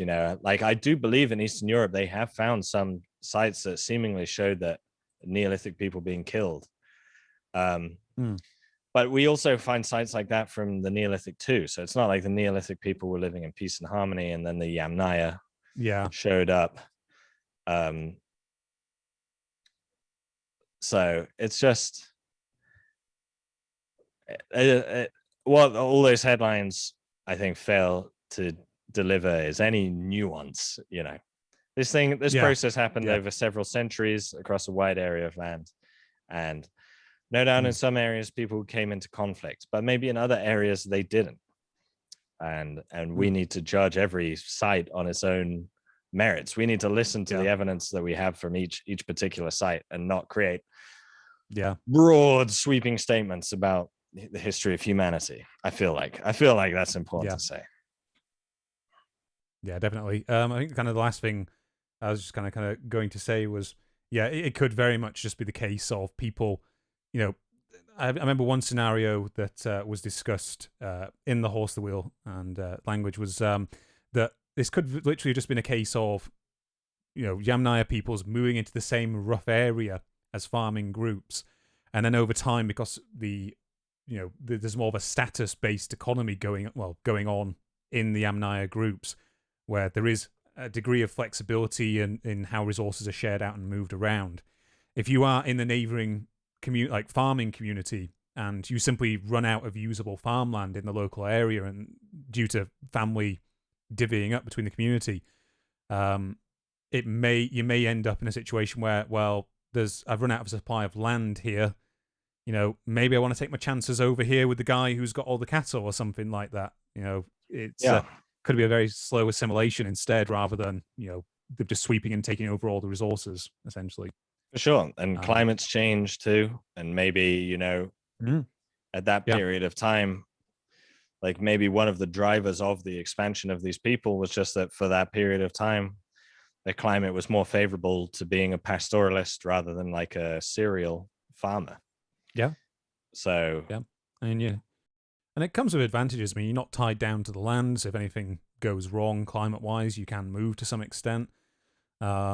does make sense. I mean, I do know, like, not to go back too much to the idea of it was this sweeping wave of violence that did it, but there was some of the later cultures that seem to have kind of developed out the Yamnaya movements through Europe generally were more mobile afterwards. So yeah, then there was a decrease kind of in sedentary communities in that region. So I don't know either enough way, about the Bronze Age, but yeah, same. So, but I mean, certainly, anyway, I think that the was Bronze Age would go on to develop like very strong warrior cultures. I think. Yeah. Yeah. So they seem to bury a lot of weapons. I don't know about in this very, very early Bronze Age, but certainly I think later on it's fair to say spears, axes, swords, shields, and presumably they weren't making these weapons for nothing. But yeah, exactly. So there seems to have been a bit of a changeover at some. Obviously, there was a changeover in terms of like the rituals that happened at Stonehenge, because as you go in Bronze Age longer, it moves more towards like watery sites and bogs where you could deposit bronze and in hoards and that sort of thing. It appears that at some point there was also a switch over from this more Yamnaya sky god based sort of society over to those more water based like deposition hoard practices in the later Bronze Age. So yeah, something does. All right, Stefan. But cultures aren't static, So again, these people might not even have conceived of themselves as like one culture or ethnic group. Almost certainly not. Yeah, I think. Yeah, but yeah, because I'd be surprised if you went to the actual region at the time. I would be surprised if you looked around and were like, "Oh, these are all clearly Proto-Indo-Europeans." Like, I think there would be a lot more nuance going on. For sure, yeah. Which is why you tune into our channel today, for the nuance. Yeah. Yes. Yeah.